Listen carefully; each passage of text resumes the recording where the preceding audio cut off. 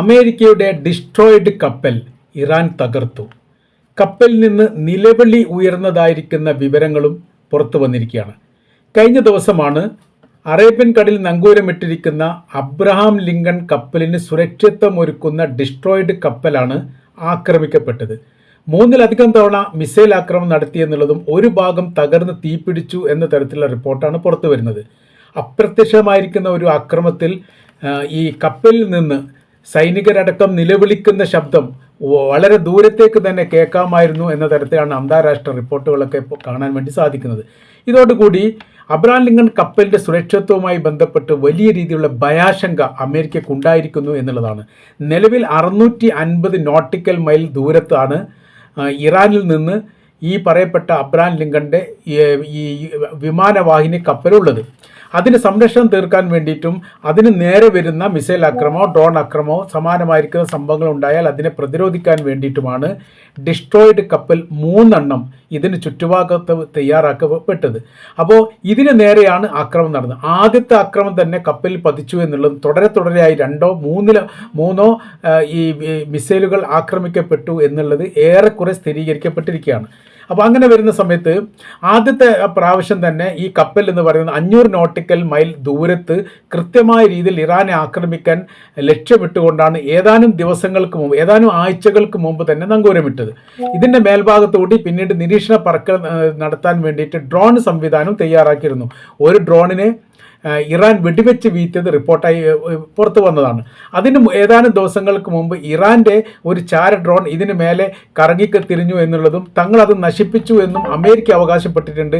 ഏത് തരത്തിലാണ് നശിപ്പിക്കപ്പെട്ടത് എന്നതിനെക്കുറിച്ച് റിപ്പോർട്ട് പുറത്തു വന്നിട്ടില്ല. അപ്പോൾ കടൽ കേന്ദ്രീകരിച്ചുകൊണ്ട് വലിയ രീതിയിലുള്ള ഏറ്റുമുട്ടലുകൾ ഇറാനും അമേരിക്കയും നടത്തുന്നുണ്ട് എന്നതിൻ്റെ ഏറ്റവും തെളിവായിട്ടാണ് ഡിസ്ട്രോയിഡ് കപ്പലിന് നേരെയുള്ള ആക്രമണത്തെ വിശദീകരിക്കുന്നത്. ഭയപ്പാടിലാണ് യഥാർത്ഥത്തിൽ ഈ കപ്പലിലെ നാവിക എന്നുകൂടി മനസ്സിലാക്കാൻ വേണ്ടി പറ്റുന്നു. ഏത് സമയം ആക്രമിക്കപ്പെടാൻ സാധ്യതയുണ്ട് തങ്ങളെ സംബന്ധിച്ചിടത്തോളം.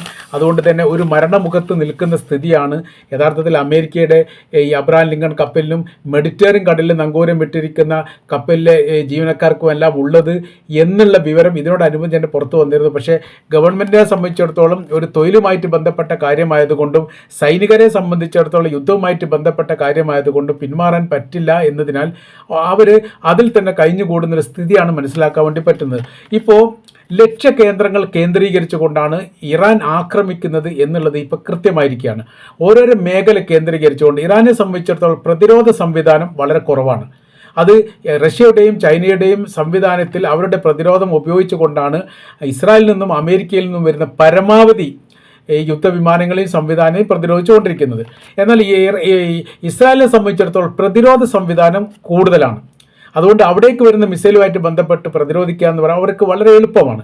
എന്നാൽ ഈ ഹൈപ്പർസോണിക് മിസൈൽ പോലെയുള്ള മിസൈലിൻ്റെ ആക്രമണം ഇറാൻ്റെ ഭാഗത്തുണ്ടായാൽ അതിനെ പ്രതിരോധിക്കാൻ വേണ്ടി ഈ ഇസ്രായേലിന് സാധിക്കുന്നില്ല.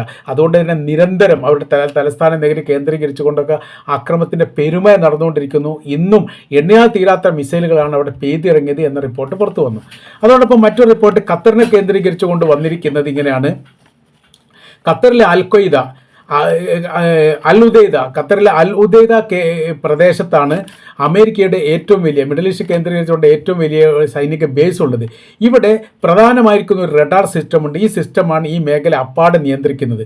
ഏകദേശം $2.5 ബില്യൺ 1980 കാലഘട്ടത്തിലാണ് ഇതിൻ്റെ പണി പൂർത്തീകരിക്കപ്പെട്ടത്. അത് അമേരിക്കയുടെ 5ാം നേവൽ ബേസ് ആയിട്ടാണ് ഇവിടെ പ്രവർത്തിക്കുന്നത്. ഇത് ഇറാൻ തകർത്തു എന്ന് പറഞ്ഞാൽ അതിൻ്റെ അടിത്തറ പോലും ഇളകുന്ന തരത്തിലുള്ള ശക്തമായിരിക്കുന്ന മിസൈൽ ആക്രമണം ഇറാൻ ലക്ഷ്യം വെച്ചുകൊണ്ട് ആക്രമിക്കുകയും അത് ഫലവത്താക്കുകയും ചെയ്തിട്ടുണ്ട് എന്ന് ഇറാൻ തന്നെ സ്ഥിരീകരിച്ചു. അപ്പോൾ ഖത്തറിൽ ഇത് സ്ഥാപിച്ചതിന് ശേഷം ആദ്യമായിട്ടാണ് ഒരു രാജ്യം ഇതിനെ കേന്ദ്രീകരിച്ചുകൊണ്ട് ആക്രമിക്കുന്നത്, അതും ഈ മുസ്ലിം രാജ്യം. ഇതൊക്കെ 100% സുരക്ഷിതത്വമുള്ള തരത്തിലാണ് ഇതിനെ സംവിധാനം ഒരുക്കിയിരിക്കുന്നത്. എന്നാൽ അതൊക്കെ പാളിപ്പോയിരിക്കുന്നു എന്നുള്ളതാണ് അറിയാൻ വേണ്ടി സാധിക്കുന്നത്. UAE താഡ് സിസ്റ്റത്തിൻ്റെ റഡാറും ആക്രമിക്കപ്പെട്ടിട്ടുണ്ട്. UAE ഇന്ന് 3ലധികം മിസൈൽ വീണിട്ടുണ്ട്. ഒന്ന് താഡ് സിസ്റ്റത്തിൻ്റെ റഡാറാണ്, അഥവാ ഏറ്റവും വലിയ തലച്ചോറായിട്ട് അമേരിക്കയുടെ തലച്ചോറിനെ കേന്ദ്രീകരിച്ചു കൊണ്ടുള്ള ആക്രമണത്തിൻ്റെ പരമ്പര തന്നെയാണ് യഥാർത്ഥത്തിൽ ഇറാനിൽ നിന്ന് പൊട്ടിപ്പുറപ്പെട്ടിരിക്കുന്നത് എന്ന് നമുക്ക് പറയാൻ വേണ്ടി സാധിക്കും. ആ തരത്തിലാണ് റഡാർ സിസ്റ്റം എന്ന് പറയുന്നത് നിരീക്ഷിക്കുന്നതാണ്. ആ നിരീക്ഷണത്തെ തകർത്തിരിക്കുന്നു. അപ്പോൾ അതിൽ നിന്ന് തന്നെ പുറത്തു വന്നിരിക്കുന്ന മറ്റൊരു റിപ്പോർട്ട്, അത് സോഷ്യൽ മീഡിയ പ്രചരിപ്പിക്കുന്നതാണ്, ഔദ്യോഗികമൊന്നുമല്ല. യഥാർത്ഥത്തിൽ റഡാർ സിസ്റ്റത്തിൻ്റെ ആവശ്യം അവിടെ ഇല്ലല്ലോ.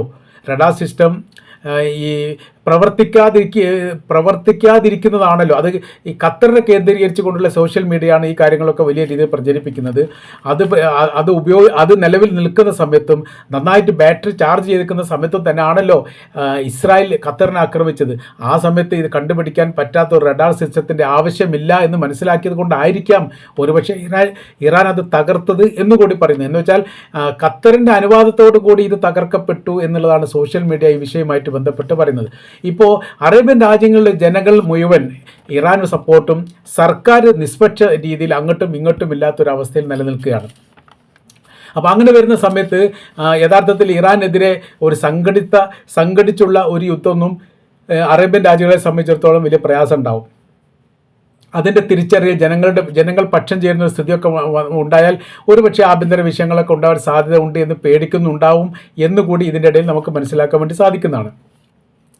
എന്താണ് ഇങ്ങനെയൊക്കെ ഇസ്രായേൽ പെരുമാറാൻ കാരണം എന്നുള്ളത് പ്രത്യേകമായ രീതിയിൽ ഇപ്പോൾ പഠിച്ചു വരികയാണ്. കാര്യം കഴിഞ്ഞ വർഷമാണ് UN സഭയിൽ വെച്ച് ഇസ്രായേൽ സാമ്രാജ്യം ഉണ്ടാക്കുന്നതുമായിട്ട് ബന്ധപ്പെട്ട് ഒരു പ്ലേ കാർഡ് കാണിച്ചുകൊണ്ട് വളരെ കൃത്യതയോടുകൂടി ചില കാര്യങ്ങൾ ഈ ഇസ്രായേലിൻ്റെ പ്രധാനമന്ത്രി ബെഞ്ചമിൻ നെതന്യാഹു പറഞ്ഞത്. തങ്ങൾക്ക് കൃത്യമായിരിക്കുന്ന ലക്ഷ്യമുണ്ട്. എന്നെ ദൈവം നിയമിച്ചതാണ്, ദൈവത്തിന് വേണ്ടിയിട്ടുള്ള കർമ്മങ്ങളാണ് ചെയ്യുന്നത്. ഇസ്രായേൽ എന്ന് പറയുന്ന സാമ്രാജ്യം സ്ഥാപിക്കുക എന്നുള്ളത് എന്നിൽ അർപ്പിതമായിരിക്കുന്ന വിഷയമാണ്. അതുകൊണ്ട് ഇത്ര മേഖല പിടിച്ചെടുത്തുകൊണ്ട് ഞാൻ ആ സാമ്രാജ്യം സ്ഥാപിക്കുക തന്നെ ചെയ്യും. അതിൽ ഫലസ്തീൻ എന്ന് പറയുന്ന പ്രദേശം മുഴുവൻ എണ്ണിയിട്ടുണ്ട്. അതായത് ഗസയും വെസ്റ്റ് ബാങ്കും, പിന്നെ അതോടൊപ്പം തന്നെ അതിർത്തി പങ്കിടുന്ന ജോർദാൻ മുഴുവനുണ്ട്, ഈജിപ്ത് ഏറെക്കുറെ മുഴുവനുണ്ട്, സിറിയ ഏറെക്കുറെ മുഴുവനുണ്ട്, ലെബനാൻ മുഴുവനുണ്ട്. അതിനപ്പുറം ഇറാഖിൻ്റെ പകുതി ഭാഗവും ഈ സൗദി അറേബ്യയുടെ ഏകദേശം 60%. ഇത് സംയുക്തമായി ചേരുന്ന സമയത്ത് എന്തുണ്ടാവും? ഇസ്രായേൽ എന്ന് പറയുന്ന സാമ്രാജ്യം ഉണ്ടാവും. അതിൽ പെടാത്തൊരു രാജ്യം ഇറാൻ മാത്രമേ ഉള്ളൂ. ബാക്കിയുള്ള രാജ്യങ്ങളൊക്കെ ഈ പരമാവധി രാജ്യങ്ങളൊക്കെ അതിൽ പെട്ടാണ്. ആ ഇസ്രായേൽ സാമ്രാജ്യത്തെ സ്ഥാപിക്കുക എന്നുള്ളത് തീർച്ചയായിട്ടും എൻ്റെ ലക്ഷ്യമാണ്. ഞാൻ അതിനാൽ നിയമിക്കപ്പെട്ട ആളാണ് എന്നൊക്കെയാണ് അത് പറഞ്ഞത്.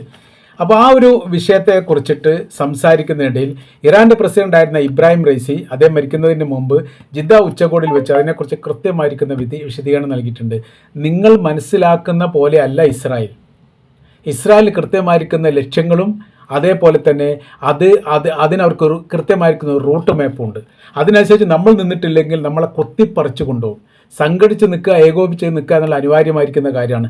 ആരാണോ ഇസ്രായേലിനെതിരെ ഇപ്പോൾ യുദ്ധം ചെയ്യുന്നത് ആ യുദ്ധം ചെയ്യുന്ന വിഭാഗത്തോട് സഹകരിക്കുകയും അവർക്ക് വേണ്ടി സഹായം ചെയ്തു കൊടുക്കുകയും വേണം. ആരാണ് അന്ന് യുദ്ധം ചെയ്യുന്നറിയോ? ഒന്ന് ഗസയിലെ ഹമാസാണ്, പിന്നീട് ഹിസ്ബുള്ള ഗ്രൂപ്പാണ്, ഹൂത്തികൾ ഏറെക്കുറെ തുടങ്ങിയിരിക്കുന്ന സമയമാണ്. ഇവരൊക്കെ ഉദ്ദേശിച്ചുകൊണ്ടായിരിക്കും പറഞ്ഞത്. ഇറാനുമായിട്ട് ബന്ധപ്പെട്ട വിഷയങ്ങളൊന്നും ഇല്ലാത്ത ആ കാലത്താണ് ഈ കാര്യങ്ങൾ പറഞ്ഞത്. പക്ഷേ അതൊന്നും വേണ്ട രീതിയിൽ പരിഗണിക്കപ്പെട്ടിട്ടില്ല. നിങ്ങളെ ആക്രമിക്കുമെന്ന കാര്യത്തിൽ സംശയമില്ല എന്നുള്ളത് അവസാനത്തെ വാക്ക് പോലും 3ാമത്തെ ഉച്ചകോടിയിൽ പോലും ഇബ്രാഹിം റൈസി പറഞ്ഞതാണ്. പറഞ്ഞ് വല്ലാതൊന്നും കഴിയുന്നതിന് മുമ്പ് തന്നെ ഇസ്രായേൽ ഖത്തറിനെ ആക്രമിച്ചു. അതോടുകൂടി സുരക്ഷിതവുമായിട്ട് ബന്ധപ്പെട്ട കാര്യത്തിൽ വലിയ രീതിയിൽ ആശങ്കയായി. തങ്ങൾ ആക്രമിക്കപ്പെട്ടേക്കാം. അമേരിക്ക അതിൻ്റെ സംവിധാനങ്ങളും അതിൻ്റെ പ്രൗഢിയും എല്ലാം വെച്ച് ഇവിടെ നിന്നതുകൊണ്ട് കാര്യമൊന്നുമില്ല. കാര്യം എന്ന് പറഞ്ഞാൽ ഇസ്രായേൽ ആക്രമിക്കുന്ന സമയത്ത് നോക്കി നിൽക്കാനല്ലാതെ പ്രതികരിക്കാൻ വേണ്ടി സാധിച്ചിട്ടില്ല എന്നുള്ള ഒരു നിരാശ യഥാർത്ഥത്തിൽ ഖത്തറിനുണ്ടായിരുന്നു. ഇപ്പോൾ കൂട്ടി വായിക്കുന്ന സമയത്ത് ഏറെക്കുറെ ആ ലക്ഷ്യത്തിലേക്ക് അടുക്കാൻ വേണ്ടിയിട്ടാണ്. ഇപ്പോൾ നോക്കൂ, ഈ വിഷയമായിട്ട് ബന്ധപ്പെട്ട് അറേബ്യൻ മേഖല അനുകൂലമായ രീതിയിലോ അല്ലെങ്കിൽ സംരക്ഷണമായ രീതിയിൽ ഇസ്രായേലിനും അമേരിക്കയ്ക്കും വിരുദ്ധമായ രീതിയിൽ സംസാരിക്കുന്ന ഒരേ ഒരു മുസ്ലിം രാജ്യത്തിൻ്റെ പേര് ഇറാൻ മാത്രമാണ്. മിഡിൽ ഈസ്റ്റ് കേന്ദ്രീകരിച്ച് എത്രത്തോളം സൈനികപരമായിരിക്കുന്ന ബലവും ശക്തിയുമുണ്ട് എന്നുള്ളത് ഇസ്രായേലിനറിയാം, സൗദി അമേരിക്കക്കറിയാം, ലോകത്തിനറിയാം. അപ്പോൾ വല്ലാത്ത രീതിയിൽ പിടിച്ചു നിൽക്കാനും പറ്റില്ല. കാര്യം എന്ന് പറഞ്ഞാൽ ഇസ്രായേൽ ആക്രമിച്ച സമയത്ത് ഏതെങ്കിലും തരത്തിലുള്ള പ്രത്യാക്രമണം ഖത്തറിനോ അറേബ്യൻ രാജ്യങ്ങൾക്കോ ചെയ്യാൻ വേണ്ടി സാധിച്ചിട്ടില്ല. അപ്പോൾ അത്രയും അവരുടെ സൈനികപരമായിരിക്കുന്ന ബലവും ശക്തിയും അത്രയേ ഉള്ളൂ എന്ന് മനസ്സിലാക്കാൻ വേണ്ടി സാധിക്കും. അപ്പോൾ അതിനെ എതിർത്ത് നിന്നുകൊണ്ട് വെല്ലുവിളിച്ചുകൊണ്ട് ഞങ്ങൾ യുദ്ധത്തിന് തയ്യാറാണ്, ഞങ്ങളുടെ ഇരിപ്പിടത്തിന് നേരെ ആര് വന്നാലും അതിൻ്റേതായിരിക്കുന്ന ശിക്ഷ അവരനുഭവിക്കുക തന്നെ ചെയ്യും, ലോകത്ത് ഏത് ദിക്കിലാണെങ്കിലും അനുഭവിക്കും എന്ന രീതിയൊക്കെ യഥാർത്ഥത്തിൽ ഇറാൻ പറഞ്ഞതാണ്. കാര്യം ഇറാൻ വീണ് കഴിഞ്ഞാൽ പിന്നെ യഥാർത്ഥത്തിൽ അവരെ ഉദ്ദേശ കാര്യങ്ങൾ 100% സാധ്യമാകുമെന്ന കാര്യത്തിൽ യാതൊരു സംശയവുമില്ല. ഇപ്പം തന്നെ ഇറാനെ സംബന്ധിച്ചിടത്തോളം വൈഡായിരിക്കുന്ന ഒരു യുദ്ധത്തിനാണ് ഇറാൻ നേതൃത്വം നൽകുന്നത്. പരമാവധി രാജ്യങ്ങൾക്കൊക്കെ ആക്രമിച്ചിരിക്കുന്നു. അവർ ആക്രമിച്ച രാജ്യങ്ങളുടെ ലിസ്റ്റ് നോക്കുകയാണെങ്കിൽ Israel, America, UAE, Saudi Arabia, Qatar, Kuwait, Jordan, Iraq, Bahrain, Oman, Syria, Britain, France, Italy, United kingdom, അതായത് ഈ ബ്രിട്ടൻ, പിന്നെ തുർക്കി. ഇത്രയും രാജ്യങ്ങൾ, തുർക്കിക്ക് ഇപ്പോൾ ഏറ്റവും ഒടുവിൽ ഇപ്പോൾ ഏതാനും മണിക്കൂറുകൾക്ക് മുമ്പാണ് ഒരു ആക്രമണം നടന്നതായിരിക്കും റിപ്പോർട്ട് വന്നത്. ഇത്രയും രാജ്യത്തെ ഏകദേശം 16 രാജ്യങ്ങളെ ഇറാൻ ആക്രമിച്ചിരിക്കുന്നു. അപ്പോൾ ഇറാൻ ആക്രമിക്കുന്ന സമയത്ത് അതിന് സംബന്ധമായ രീതിയിൽ തിരിച്ചടിക്കാൻ വേണ്ടി ഈ രാജ്യങ്ങൾക്കൊന്നും സാധിക്കുന്നില്ല. ആകെ ഇസ്രായേലും അമേരിക്കയും മാത്രമാണ് പ്രത്യാക്രമണം നടത്തുന്നത്. അതിന് കനത്ത രീതിയിലുള്ള തിരിച്ചടി ഇവരുടെ ഭാഗത്തുനിന്ന് ഉണ്ടാവുകയും ചെയ്യുന്നുണ്ട്. പിടിച്ചു നിൽക്കാൻ വലിയ രീതിയിൽ പ്രയാസവും ബുദ്ധിമുട്ടും അനുഭവിക്കുന്ന ഒരു അവസ്ഥയിലേക്ക് ഇസ്രായേലും അമേരിക്കയും മാറിയിരിക്കുന്നു എന്ന് ഏറ്റവും ഒഴുത്ത റിപ്പോർട്ടിൻ്റെ അടിസ്ഥാനത്തിൽ പോലും നമുക്ക് പറയാൻ വേണ്ടി സാധിക്കുന്നതാണ്. അപ്പോൾ ഇത് നമ്മൾ പറഞ്ഞു വരുന്ന കാര്യം കൃത്യമായിരിക്കുന്ന ഒരു ലക്ഷ്യത്തോട് കൂടി തന്നെയാണ് ഇസ്രായേൽ പ്രവർത്തിക്കുന്നത്. ഇസ്രായേലിനെ സംബന്ധിച്ചിടത്തോളം അവർക്ക് ലക്ഷ്യമുണ്ട്. ആ ലക്ഷ്യത്തിനനുസരിച്ച് ഓരോരോ മേഖല, ഇപ്പോൾ സിറിയയിൽ നിന്ന് എതിർപ്പുണ്ടാവില്ല, സിറിയ ഒതുങ്ങിക്കഴിഞ്ഞു. ഈ ജോർദാനിൽ നിന്ന് എതിർപ്പുണ്ടാവില്ല, ജോർദാനും അമേരിക്കയും തമ്മിൽ ഒറ്റ രാജ്യം പോലെ തന്നെ പ്രവർത്തിക്കുന്നതാണ്. പിന്നെ ഈജിപ്ത് അമേരിക്കക്ക് സപ്പോർട്ടുള്ള രാജ്യമാണ്. പിന്നെ ലെബനാനിലാണ് പിന്നെയെങ്കിലും വിഷയമുള്ളത്. ഇവർ ഈ ഹിസ്ബുള്ള ഗ്രൂപ്പ് ഉള്ളത് കൊണ്ട് അവരുമായിട്ട് വലിയ രീതിയിലുള്ള ഏറ്റുമുട്ടൽ ഇപ്പോൾ നടന്നുകൊണ്ടിരിക്കുന്നു. അങ്ങനെ സർവ്വ മേഖലയിലും ഈ നമ്മൾ പറയുന്ന സമയത്ത് ഇസ്രായേലിനും അമേരിക്കക്കും അനുകൂലമായിരിക്കുന്ന നിലപാടിനോട് കൂടി നീങ്ങുകയാണ് എന്ന കാര്യത്തിൽ സംശയമില്ല. ഇനി ഇതിന് മറുപടി എങ്ങനെയാണ് ഇറാൻ നൽകുക എന്നത് ആശ്രയിച്ചിട്ടാണ് അറേബ്യൻ രാജ്യങ്ങളുടെ നിലനിൽപ്പുമായിട്ട് ബന്ധപ്പെട്ട കാര്യങ്ങൾ നിൽക്കുന്നത് എന്ന് തീർച്ചയായിട്ടും നമ്മൾക്ക് പറയാൻ വേണ്ടിയിട്ട് സാധിക്കുന്നതാണ്.